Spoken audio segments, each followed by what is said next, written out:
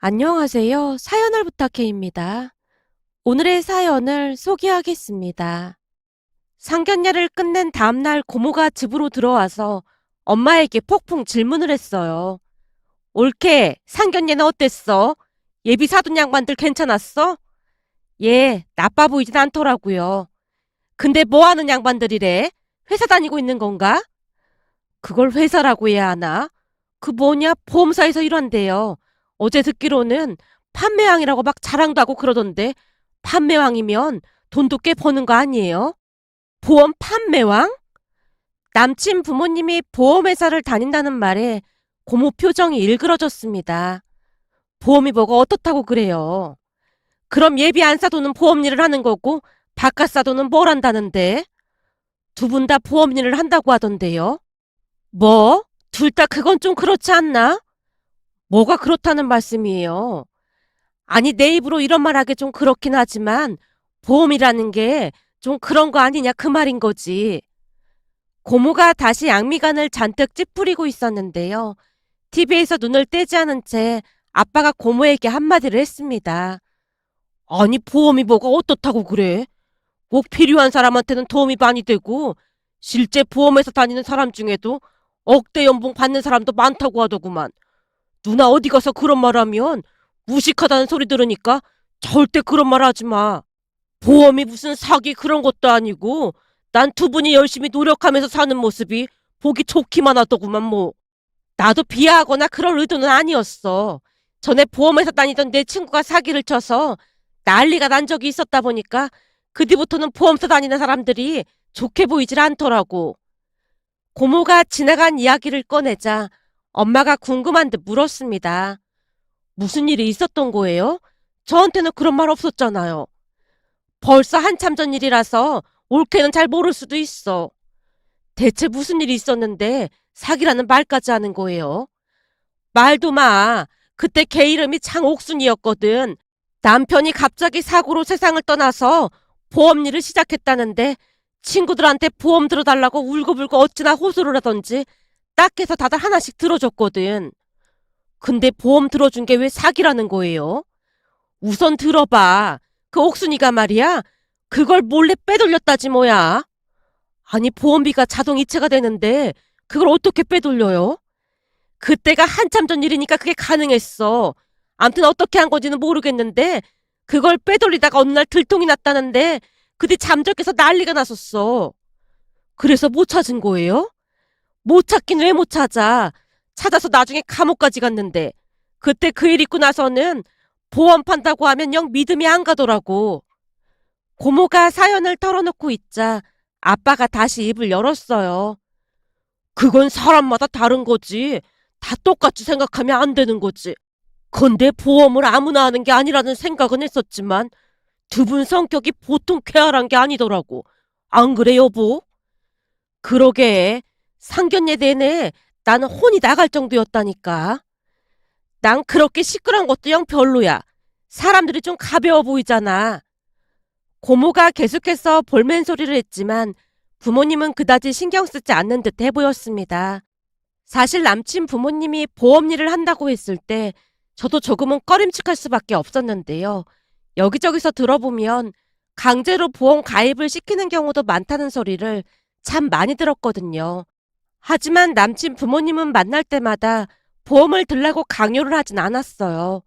언젠가 한 번은 제가 들어놓은 보험이 뭐가 있는지 물어보길래 역시나 시작하는 건가 라는 생각을 한 적이 있었지만 제가 들어놓은 보험 증서를 꼼꼼히 들여다보던 남친 엄마가 조용히 말했어요. 보험은 누가 들어준 거니? 엄마 지인분이 보험일 하고 있어서 그분한테 들었다고 했어요. 그래?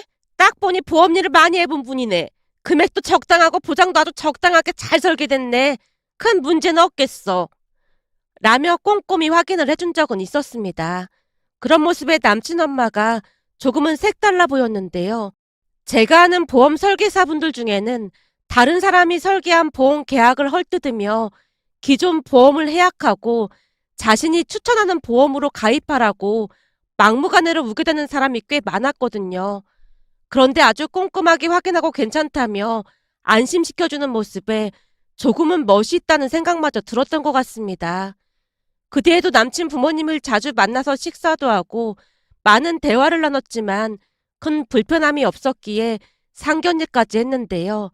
상견례 날 남친 부모님이 어찌나 호탕하게 대화를 이끌어가던지 조용한 부모님이 약간은 놀란 듯해 보였지만 그냥 호탕하다고 생각하시는 것 같아 보였습니다. 상견례 날 식사를 하던 중 남친 엄마가 말을 꺼냈는데요. 우리 둘 다 보험일 한다고 해서 싫어하시면 어쩌나 조금은 걱정했습니다. 싫어하다니요. 그럴 이유가 있겠습니까? 우리가 보험일을 하다 보니까 색안경을 끼고 보는 사람도 많아서요. 암튼 좋게 봐주셔서 정말 감사합니다. 남친 엄마가 부모님께 양해를 구하자마자 남친 아버지가 바로 입을 열었어요. 우리는 보험일을 아주 자랑스럽게 생각합니다. 처음에는 보험 안 든다고 난리치던 사람들이 보험금 수령할 때 제일 뿌듯하거든요. 가장 기억에 남는 사람이 있었는데 한 남자분이 트럭 운전을 해서 돈을 벌었었거든요. 근데 혹시나 하는 마음에 보험을 들고 싶다고 아는 사람을 통해서 직접 찾아왔더라고요. 하루 종일 트럭 운전을 해서 먹고 살다 보니 혹여나 사고로 잘못되면 저 자식이 걱정돼서 찾아왔다고 하면서 사망 보험금을 들었거든요. 근데 한 3년이 지났을까요? 정말 큰 교통사고로 그분이 세상을 떠나신 겁니다. 들어보니 상대방 운전자가 졸음운전을 해서 차선을 넘어왔다나 뭐래나 그러더라고요. 그분 부인 되시는 분이 보험금을 수령했는데 남편이 보험을 들어놨다는 걸 나중에 알았다면서 바닥에 주저앉아서 대성통곡을 했습니다. 다행히 그분은 보험금 수령하고 지금은 소소하게 일도 하면서 자식들 잘 키우고 있고요. 근데 만약 보험을 안 들어놨다면 혼자 자식 둘 키우느라 얼마나 고생을 했겠습니까? 그럴 때마다 어찌나 뿌듯한지 모르겠습니다. 정말 다행이네요. 듣는 것만으로도 막 먹먹하네요. 그럼요. 가장들은 다 똑같은 마음 아니겠습니까? 제가 이런 말 하면 다들 좀 이상하게 생각하긴 하는데 어차피 사람은 한 번은 다 죽게 마련인 거 아니겠습니까? 그러니 미리부터 준비해 놓는 게 좋은 거고요. 저는 그래서 보험이 꼭 필요하다고 생각합니다. 세상에 이 보험만큼 좋은 게 없다니까요. 근데 무식한 사람들이 이 보험이라는 걸 무시하거나 하찮게 여긴다 그 말입니다. 오늘 이렇게 보니 예비사도는 그런 사람들처럼 무식해 보이지 않아서 얼마나 다행인지 모르겠습니다. 안 그렇습니까? 아, 예, 그렇지요. 열심히 사시는데 그런 게 뭐가 문제가 되겠습니까? 그럼요. 보험일 무시하고 그런 인간들 보면 생각이 쪼잔해도 보통 쪼잔한 게 아니라니까요. 남친 아버지가 양미간을 잔뜩 찌푸렸습니다. 순간 아빠도 미간을 약간 찌푸리는 듯해 보였지만 남친 아버지가 눈치채지 못하도록 급히 표정 관리에 들어가는 모습이었어요. 아마도 아빠가 호응을 한다고 생각했던 것인지 남친 아버지가 더욱 심취한 채 보험에 대해 이야기를 하기 시작했는데요. 어찌나 심취해 있던지 그 언행이 약간은 과장돼 있었다고 해야 할까요? 그렇게 상견례 내내 남친 부모님은 보험 이야기를 했고 부모님은 그냥 혼이 나간 것 마냥 듣고만 있었습니다. 남친 부모님 두 분의 모습이 조금 심하다 싶을 정도였기에 남친이 제지를 하기도 했습니다. 엄마 아버지 상견례짜리인데 보험 얘기는 그만하시고 우리 결혼 얘기 하셔야 할 것 같은데요. 그렇지. 니들 결혼 얘기해야지. 라며 남친 엄마가 그제서야 우리 가족 눈치를 살폈습니다. 하지만 결혼 이야기는 그저 들러리일 뿐 얼마 지나지 않아 다시 보험 이야기가 주가 되었고 상견례 내내 보험 강의를 듣고 온 듯한 그런 기분이었습니다. 그날 집으로 돌아오면서 걱정이 돼서 조심스레 부모님께 물었습니다. 준호 씨 부모님이 말이 너무 많은 것 같지? 말이 많다기보다 직업에 대한 자부심이 많아 보이더구나. 혹시 너랑 만났을 때도 그랬던 거야? 어? 아무래도 보험 얘기를 많이 하긴 했지. 근데 보험을 강요하거나 그러진 않더라고. 오히려 내 보험이 괜찮게 설계된 보험이라고 잘 유지하라고까지 했거든. 그래? 그럼 그냥 직업에 자부심이 많은가 보네. 보험 왕까지 하고 그런다는데 능력이 대단한가 보다. 라며 엄마가 대수롭지 않게 생각하는 듯해 보였는데요. 평소 부모님은 다른 사람 험담하는 것을 극도로 혐오하는 분들이었기에 더욱 그랬던 게 아닌가 싶었습니다. 그랬기에 다음날 고모가 집에 찾아와서 안 좋은 소리를 했지만 부모님 두 분 다 말을 아끼는 모습이었습니다. 하지만 여전히 걱정이 되는 듯 고모가 제게 물었어요. 혹시 문제가 있는 거 아닌지 잘 확인은 해본 거지? 문제? 무슨 문제? 얘가 이렇게 순진하다니까. 그러니까 깔린 빚은 없는지 그런 기본적인 건 잘 확인해봐야 할 거 아니야. 고모, 준호 씨 대출이나 빚 같은 거 없다고 했어. 이거사, 준호가 문제가 아니라 그 부모가 빚이 있는지 없는지도 확인을 해봐야지. 그걸 내가 뭔 수로 확인을 해. 그럼 대놓고 준호 씨한테 물어보란 말이야? 아니지. 다른 말 하다가 은근슬쩍 떠보라 그 말인 거지. 됐다. 너 하는 거 보니까 오히려 역효과만 날 것 같으니까 그냥 가만히 있어. 라며 고모가 신경질적으로 손사래를 치고 있었습니다. 그 모습에 조금이나마 안심을 시켜드리기 위해 제가 다시 강조해서 말했어요. 고모, 준호 씨 부모님 보험왕도 하고 그러신데 그런데 무슨 빚이 있겠어. 내가 들어보니까 보험하는 사람들 중에 돈 잘 버는 사람은 어마어마하게 많이 번다고 하더라고. 엄마 친구분도 돈 많이 번다고 했잖아. 제가 엄마를 바라보자 엄마가 미소만 지을 뿐 더 이상 대꾸하지 않았습니다. 그 뒤에도 고모 입에서 걱정스러운 말들이 계속해서 새어나왔기에 자리를 피해 방으로 들어왔는데 동생이 따라 들어와서 의자에 앉으며 물었어요. 누나, 그냥 내 생각이긴 한데 엄마 아빠가 많이 불편해하는 것 같았어. 너도 그렇게 느꼈어? 어, 우선 어제 상견례 하는 내내 두 분이 거의 말도 안 하셨잖아. 그 뜻이 뭐겠어? 뭔가 마음에 안 드는 거 아니겠어? 엄마 아빠는 뭔가 불편하거나 마음에 안 들면 말수가 극도로 줄어들잖아. 하긴 어제 내내 입을 꾹 다물고 계시긴 했지. 그러니까 누나가 살짝 한번 물어봐. 어땠는지. 물어는 봤는데 그냥 준호 씨만 보면 되지 않겠냐 그러시던데 썩 마음에 들지는 않는 느낌이야. 다만 내 결정을 존중해준다는 말만 하셨거든. 물론 누나가 잘 알아서 하겠지만 나도 좀 그렇긴 하더라고. 생각해봐. 상견례 내내 보험 얘기만 하는 사람들이 어딨겠어? 결혼이 1년지 돼서라고 하던데 고모 말처럼 조금은 자세히 확인을 해보라 그 말이야. 동생이 당부를 하고 방을 나서는 모습에 이상하게 불안하기도 하고 스멀스멀 두려움이 밀려왔습니다. 하지만 그 뒤 남친에게 이것저것 자세히 물어봤지만 큰 문제는 없어 보였기에 별일 없을 것이라 제 자신을 합리화시키고 말았는데요. 그렇게 얼마나 지났을까요? 어느 날 아빠가 다급한 목소리로 전화를 걸어왔어요. 민지야, 너 지금 빨리 외갓집으로 와야겠다. 외갓집은 왜? 외할머니께서 돌아가셨어. 뭐? 할머니께서 갑자기 왜? 제가 물었지만 빨리 내려오라는 말만을 하고 아빠가 전화를 끊었습니다. 급히 회사에 얘기를 하고 동생에게 전화를 해서 물었어요. 아빠 전화 받았어? 누나. 내가 지금 누나 회사 근처로 가고 있으니까 기다리고 있어. 내 차 타고 같이 내려가자. 나 지금 누나네 회사 근처에 다 와가. 떨리는 마음을 진정시키며 동생을 기다렸고 잠시 후 동생 차를 타고 외갓집으로 내려가던 중 동생에게 물었어요. 나 며칠 전에도 할머니랑 통화했었는데 이게 말이나 되는 소리야? 삼촌 말로는 갑자기 쓰러지셨다나 봐.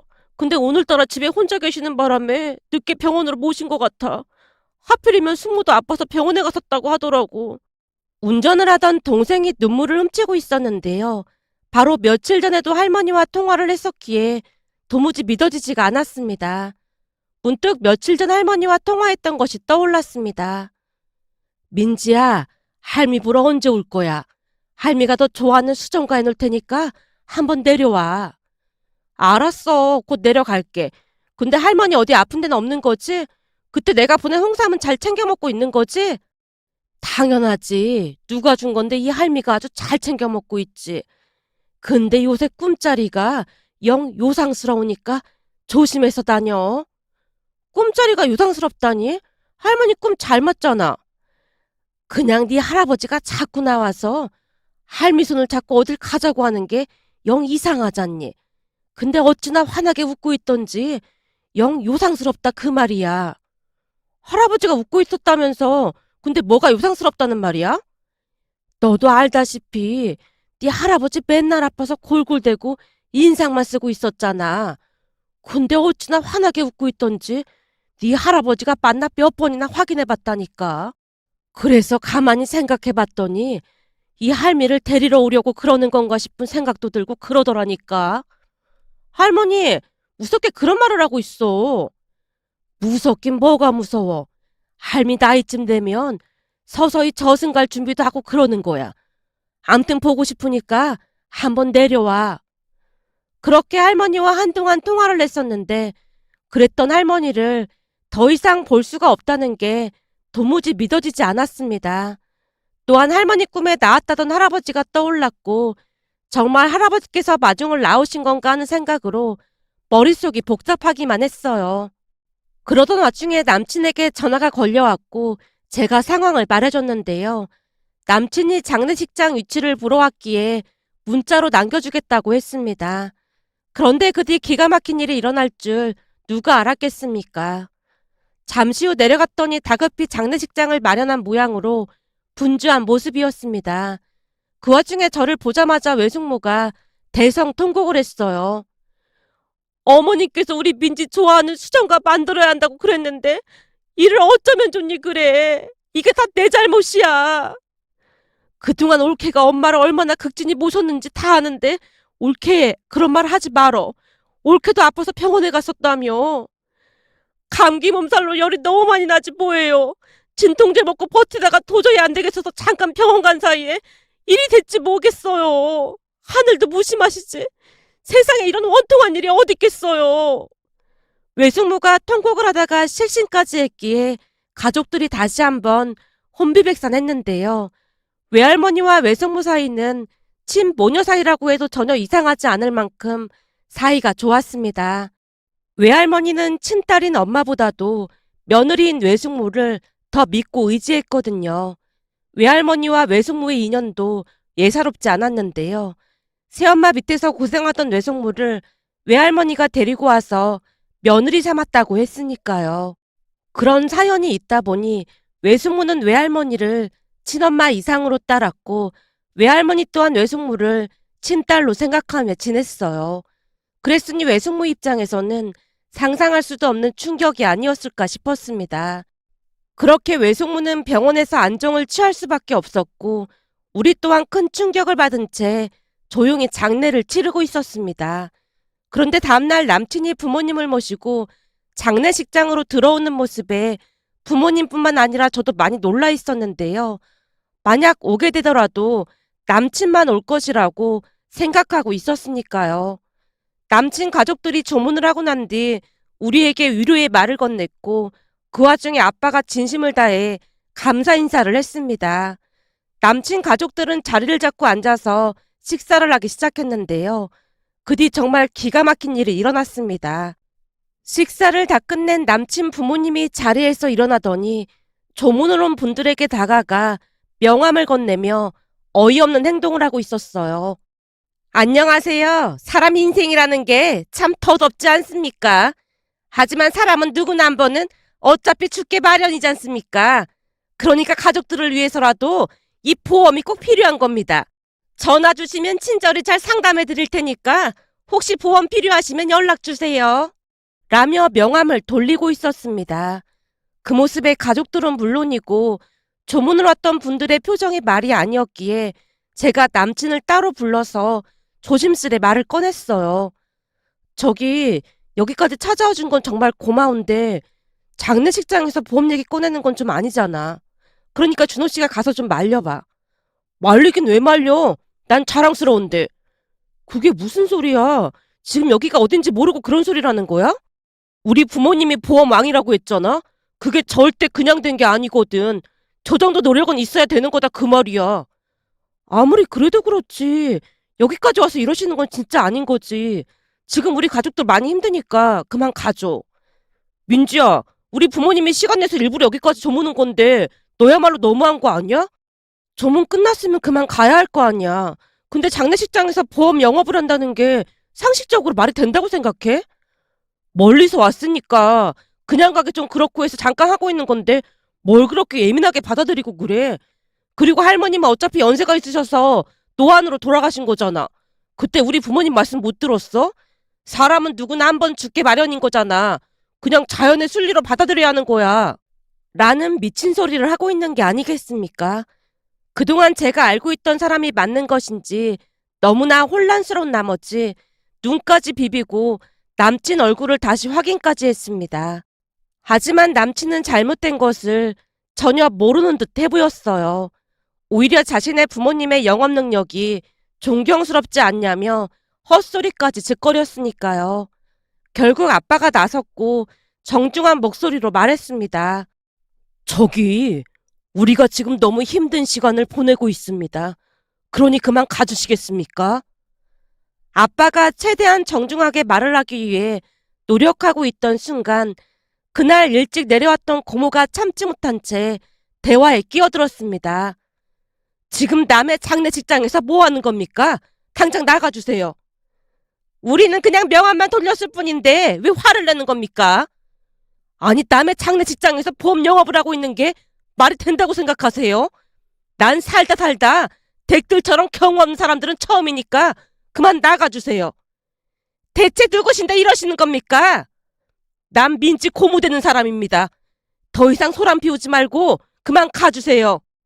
고모가 어찌나 노려보고 있던지 남친 가족들이 쭈뼛거리며 장례식장을 나가고 있었는데요. 그 와중에도 남친이 뒤를 돌아 제게 외쳤습니다. 민지야, 서울 올라오면 연락해. 저런 미친 인간을 다 봤나? 넌 제가 저런 인간인 줄 몰랐던 거야? 순간 고모 얼굴이 잔뜩 일그러져 있었습니다. 가족들 모두 넋이 나간 상태로 믿기지 않는 광경을 바라보기만 할 뿐이었고요. 그렇게 장례식을 끝내고 남친을 만나 이별을 통보했지만 남친이 또다시 이해할 수 없다는 표정으로 입을 열었어요. 아니, 우리가 대체 뭘 잘못했다는 거야? 우리가 결혼한 사이도 아닌데 우리 부모님까지 내려가 준 거면 오히려 고마워해야 하는 거잖아. 근데 헤어지겠다니 이게 지금 말이 된다고 생각해? 그러니까 우리는 가치관도 너무 다르고 그래서 결혼하면 안 된다니까? 뭘 잘못했는지도 모르는데 더 이상 말해서 뭐 하겠어. 제가 다시 한번 말을 하고 그곳을 나와버렸는데요. 남친은 정말로 무슨 잘못을 했는지 모르는 듯해 보였습니다. 그 뒤 우리는 완전히 헤어졌습니다. 문득 며칠 전 할머니 기일이 다가와 외갓집에 다녀왔는데요. 외숙모가 지나가는 듯한 말로 중얼거리듯 말했어요. 그렇게나 민지 널 예뻐하시더니 할머니께서 널 지켜주신 게 아닌가 싶어. 할머니 아니었음 그런 집구석인 줄 모르고 그냥 결혼했을 거 아니야. 할머니께서 마지막 선물을 주고 가신 것 같다. 라며 할머니의 사진을 한참 동안이나 바라보고 있는 모습에 지나간 일들이 떠올라 이렇게 글 남겨봅니다. 오늘의 사연은 여기까지였습니다. 즐겁게 보셨다면 구독, 좋아요 부탁드립니다. 고맙습니다.